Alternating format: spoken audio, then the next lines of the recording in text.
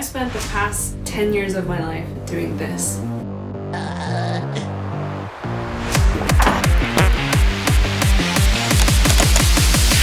And I got burnt out. Yes, even artists in animation get burnt out, but this is not a video about the animation industry. I took a sabbatical. I'm in it right now, so I'm making this video. The purpose of this video is to show you a perspective from inside active sabbatical, instead of the promising aftermath. In my personal research of sabbaticals, I found plenty of testimonials about the benefits. But what I didn't find were the yucky insides. I'll be talking through why I took a sabbatical, what I was prepared for, and what caught me totally off guard. And if you stick around to the end, I hope to use that information to figure out how I want to move forward and provide any insight in case you want to take a sabbatical of your own. I'm terrified that this video will affect my ability to find work. I'm scared that I will look like a brat, an idiot, or just a big stupid baby. But I have a lot of privilege in order to be able to take this kind of break and have these kind of problems. I know this. Maybe I'm just scared to get pretty personal on the internet with my face. This isn't a rosy subject, but maybe we can get through this with some giggles.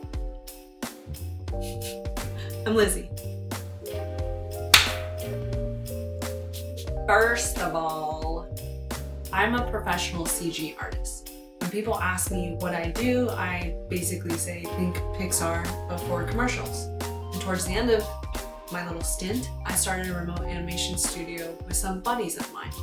So, I did not take a sabbatical because I was burnt out from starting a company. What? It goes way deeper than that. Like many of you, I am the intersection of a lot of minorities in a society that's made me feel like the body bag that I exist in is less than. And in order to feel like I had a fighting chance of being accepted in the States, I felt like I had to be amazing. I felt like I had to be perfect. I became an overachieving trophy daughter. And if you're any sort of minority here, you know how exhausting it is to just exist. It's the micro and macro aggressions. It's feeling like too much and not enough. It's carrying the weight of representing more than yourself everywhere you go. But existing like this meant doing all the things without ruffling any feathers. A people pleaser.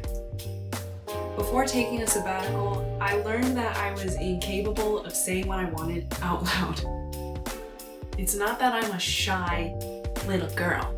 It's just that I learned to put other people's values and opinions above my own. This showed up in small and huge ways. From buying gray bed sheets with my partner when I really want yellow, to starting a commercial animation studio when I really didn't love the advertising industry. So, why did I take a sabbatical? I took a sabbatical to confront my lack of self-love and trust. I prepped for my sabbatical, I did my research, got my finances in order, I got my duckies in a row. And I started to gravitate towards people and communities online where they were taking their mental health seriously and taking breaks. Shout out living briefly! I wanted to be ready for the hardship, because how is a break supposed to go smoothly if I get debilitating anxiety when I'm not being productive? Luckily, before I went into my sabbatical, those same people and communities, they warned me of things, and I took them very seriously. This is what they told me. Parumpa-pum-pum. Number 1, you will feel the need to plan your entire sabbatical. Don't do it! That's the whole point of a sabbatical. Don't be productive. Chill out. Number 2, you will struggle with feelings of shame. Not such a strong, independent woman now. are you? Number 3, you will wrestle with feelings of guilt. Because when you rest, you're not giving. And number 4, they said, you're gonna struggle, it's gonna be hard. It's gonna be hard. No! No! They were right. All those things happened. I felt so much shame. I grew up being told that women are shit. We're not as smart, we're not as athletic, we're not as funny, we're just less than. My mom said, psh, marry rich. And I said, Mom. I'm gonna be the rich man. I don't need a man. But here I was, letting go of the reins. And I ended up taking a break that was much longer than expected, and my partner financially supported us through all of it. And though I'm so thankful to him that I have that opportunity, I felt like I was becoming the thing that I worked so hard to not be. A weak woman. A less than. And then there was the guilt. Taking a sabbatical meant putting my needs before anyone else's. The more time I took off and the lack of money I made meant that I was just holding my family back financially. How long is too long? At what point am I taking advantage of my partner? I struggled to relax because previously I didn't do much outside of work. And so even though I had set a rule for myself to not be productive, I didn't know what I liked to do. And so I didn't know what to do. Also, freelancing and contract work is super common in my industry. The way I went into the sabbatical is I told all of my clients, I'm taking this break, I'll be back in the fall. And I'm lucky that at this point in my career, I had a lot of clients constantly asking me, okay, are you back now? Originally, I told myself after 2 months, I would go back to work. I can't explain the anxiety and dread that deadline filled me with. It's not a feeling of, oh man, I don't want to go back to work again.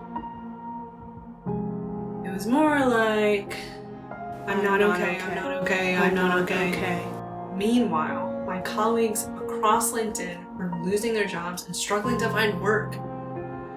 I would cycle between having all this empty space, then having the negative emotions flood my mind, and then panicking. I felt so lost, and like I was sabbaticaling wrong, which sucked. There was still so much shit going on in my head. Things that I didn't understand and things that my friends could just not relate to.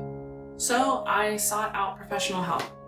And this time I researched, interviewed, and found a new therapist to help me confront the situation. This led to the most pivotal part of my sabbatical.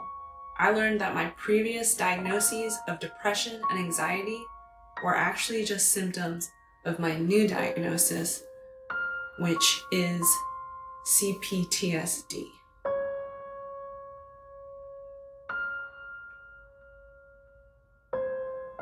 When I received this diagnosis, I felt very sad, broken, and limited by this mental disorder. Are my dreams too big for what I'm mentally capable of? But I was starting to understand why so many people didn't get the way I think. And I also learned that working 24/7, nights and weekends, killing myself to prove my worth is the worst thing I could possibly do for my mental health. By forcing myself through 2 months of not being productive without work distracting me, eventually I started trying new things. I traveled, I vacationed, I started biking and kayaking. I tried crocheting, I sang, I read, I explored. After receiving my CPTSD diagnosis and continuing to work with my therapist, I confronted, I cried, and I felt all the feels. Before each month, I would tell my clients that I was extending my break another month. I would do this each month, every time. This is how 2 months turned into 3, turned into 4, turned into 5. But at 4 months, I could tangibly recognize what it felt like to not be ready. That took me 4 months. And instead of fighting that feeling, I did something about it. Wow! I reached out to my clients and I said, hey, instead of pushing back my return date, I'll let you know when I'm coming back. For now, assume that I'm gone. Thank you.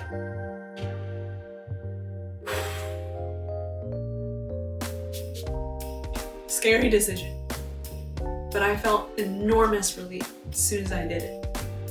Yeah.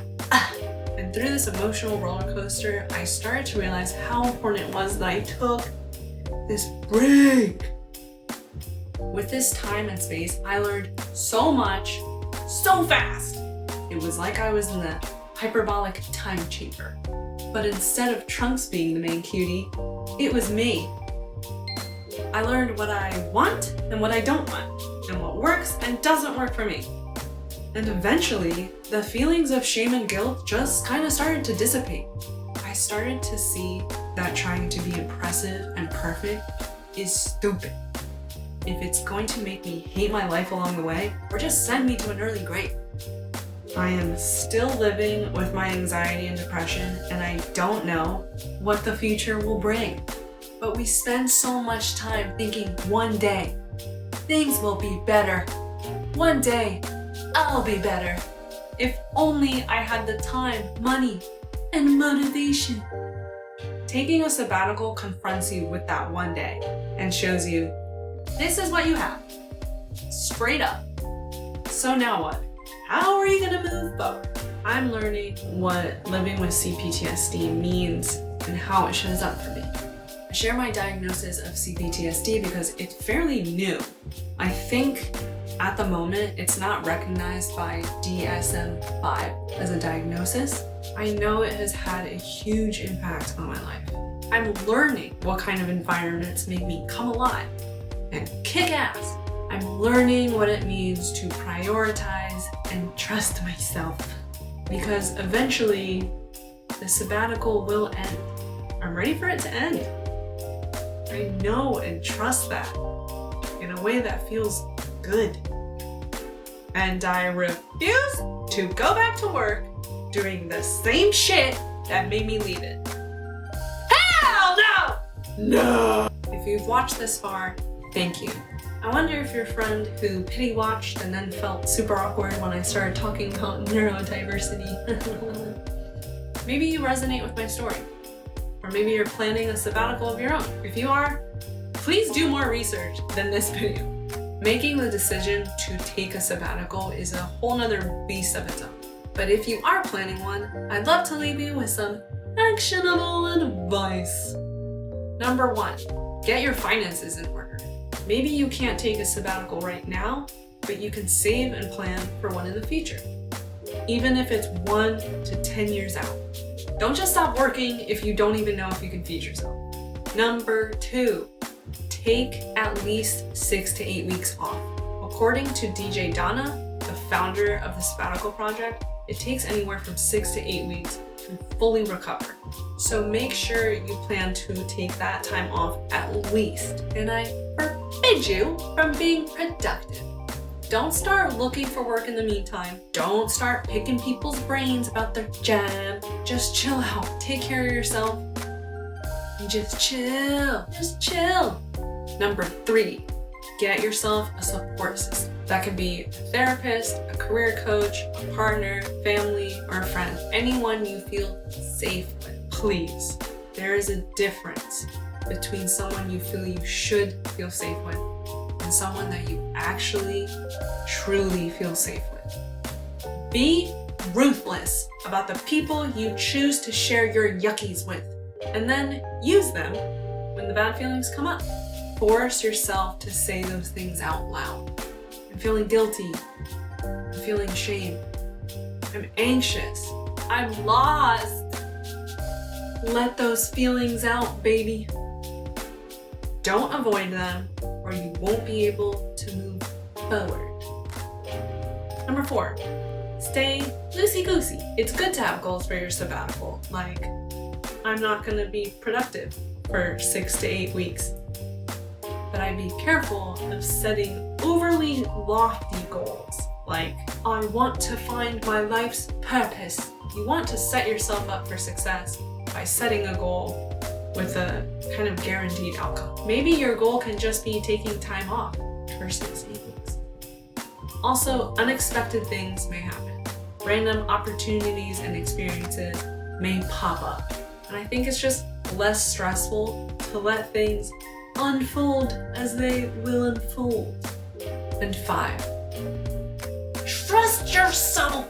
Time off is not a waste of time or money. It's an investment. There's a reason that you're feeling the way you're feeling. A sabbatical is a time to stop ignoring yourself and start listening. Don't just take a sabbatical and then ignore everything that comes up. You're not weak. You're brave. Be brave. Be brave, Professor. This video is me trying new things and being brave. And if you click the like and the subscribe is maybe me sharing my overly vulnerable story was a good thing. Otherwise, wherever you are in life, you are not alone. Good luck out there, everybody. Go take care of yourself. Go do it. Yes. Go do it. Yes. Go. You go do it. Do it. Do it. Okay, goodbye.